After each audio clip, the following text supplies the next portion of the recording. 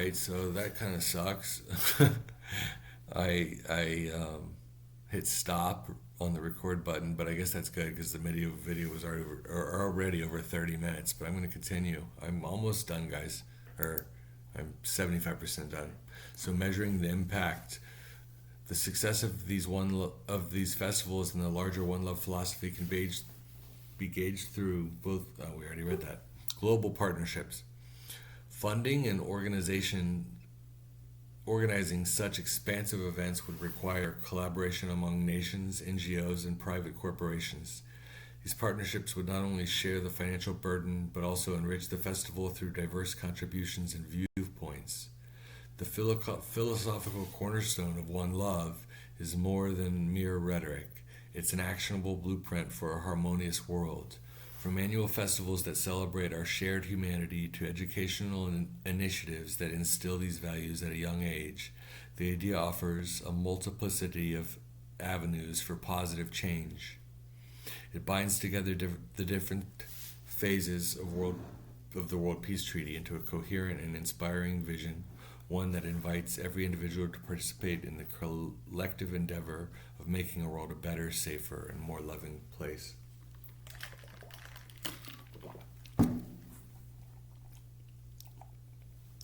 The inflection point of AI and conflict. The idea of an inflection point of AI and conflict critically addresses the dual potential of artificial intelligence, a tool that can revolutionize everything from healthcare to education, but also a Pandora's box that could exacerbate social inequities, manipulate people at scale, and even escalate global conflicts.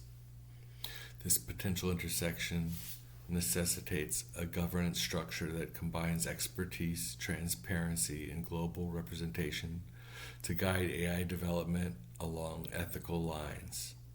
Enter the Global AI Ethics Committee to be overseen by the United Nations. Its purpose and scope, the purpose and scope of the committee isn't just reactive to address the negative impacts of AI. It's also proactive, aimed at harnessing AI for global good. This dual focus makes the committee a unique entity designed to both prevent harm and promote benefit. The scope covers everything from autonomous weaponry to surveillance to algorithmic fairness and data privacy. United Nations of Earth membership. The committee should be representative, with members drawn from a broad range of stakeholders, including scientists, ethicists, policymakers, community advocates, and industry leaders. The inclusion of voices from marginalized communities is crucial to avoid bias in AI systems that primarily benefits the technologically advanced nations. An ethical framework. The committee would be tasked with developing a universal ethical framework for AI. While regional cultures and norms will naturally influence local implementations, this global set of guidelines ensures a foundational layer of ethical considerations that must be universally upheld.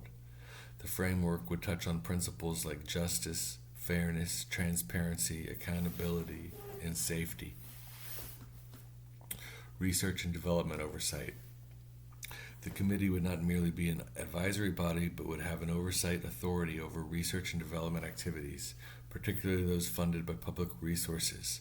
This layer of oversight would be especially rigorous in areas where AI intersects with critical societal concerns like healthcare, education, or security. Real-time monitoring. An AI ethics dashboard could be set up for real-time monitoring of AI deployments around the world. Integrated with national database, this dashboard would flag ethical concerns instantaneously, allowing for immediate action. Public input.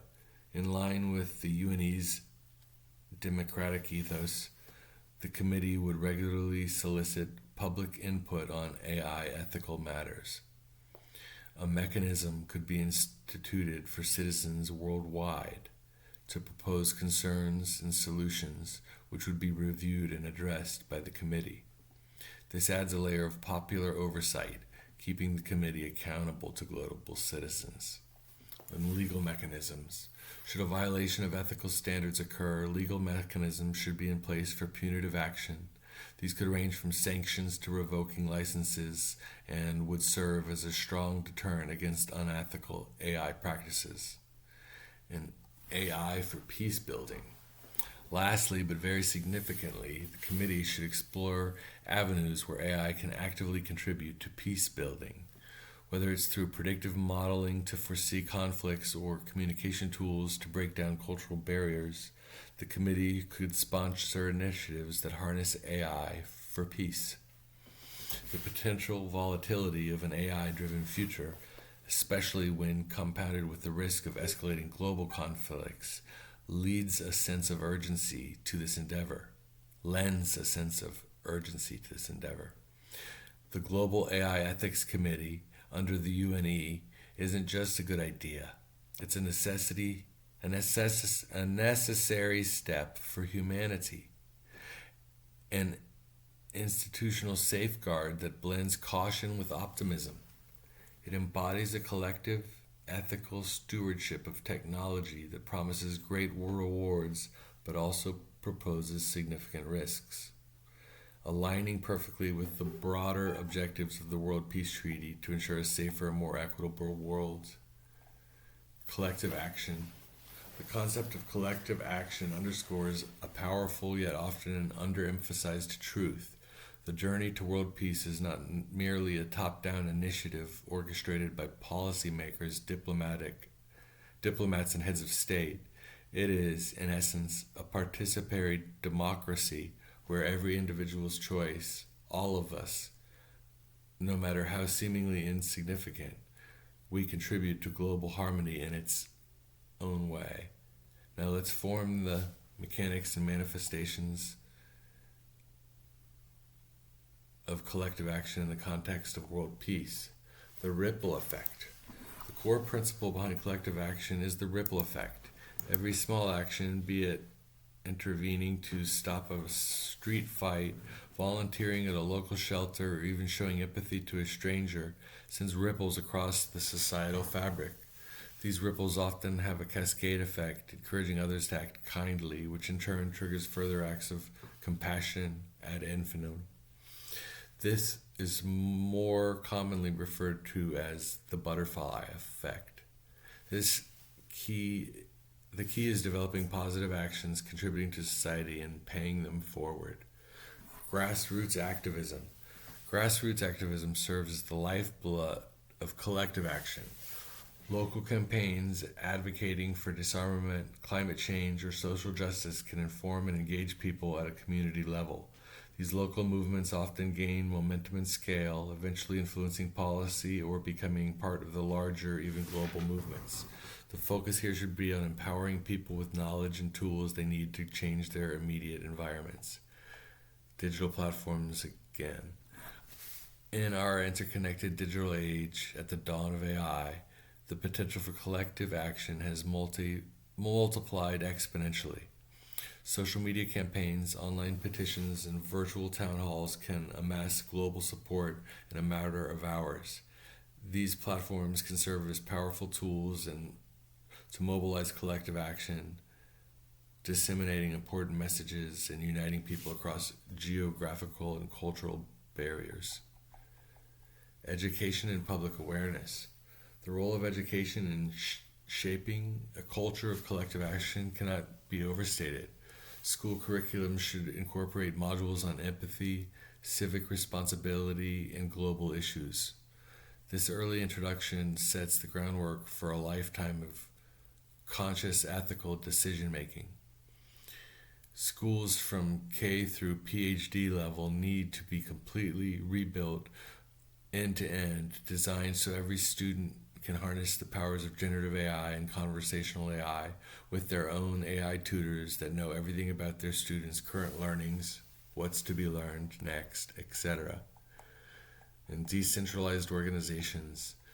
Traditional hierarchies often limit the scope of individual contributions. Sorry guys, I'm getting tired here. Decentralized organizations, on the other hand, give more people a say in decision-making processes, thereby harnessing the collective wisdom and diverse skills of the community. For instance, an open source projects where anyone can contribute code or ideas can serve as models for how a decentralized collective can work. Economic incentives. To spur collective action on a large scale, economic incentives can be remarkably effective. For instance, subsidies could be offered on community peace building initiatives or tax benefits for organizations that engage in socially responsible practices. This injects a practical advantage into the ethical imperative, making it easier for individuals and organizations to choose the path of peace and cooperation. The moral imperative. Above all, collective action stems from a moral imperative, the innate human understanding that we are all in this together. Whether it's protecting the environment, advocating for peace, the acknowledgement that our destinies are interconnected serves as the philosophical backbone of collective action. It transcends the ink of diplomatic signatures and the chambers of international bodies. It steeps into everyday life, into the choices made in fleeting moments that accumulate in societal trends. It democratizes the monumental endeavor of world peace, transforming it from an abstract ideal into a tangible reality shaped by the collective will and efforts of humanity. Hence, when we talk about peace treaties and global accords, we must always remember that their ultimate efficacy lies in the hands of people, each one of us, acting in concert, choosing peace day by day, moment by moment. As humanity sits on a precipice, teetering between unimagined technological progress and unspeakable humanitarian tragedy, this roadmap for a unified, peaceful Earth offers more than a glimmer of hope. It offers a tangible plan, and this serves as an official proposal to all the world's leaders to use as the basis to form a mutually agreed upon world peace treaty. A strategic alignment of resources, empathy, and technology geared towards the monumental goal of lasting peace may well be within our grasp. And for this to metamorphose from paper to reality, public support is vital. Urge your representatives to support this World Peace Treaty, participate in your local community, and above all, live the values you wish to see in the world. Together, we can construct a peace that isn't just an absence of war, but a presence of justice and mutual respect for our children of tomorrow. Please like and share this with your friends. Show your support for the World Peace Treaty. And let's make love the force that unites us all together as human beings on planet Earth. One love.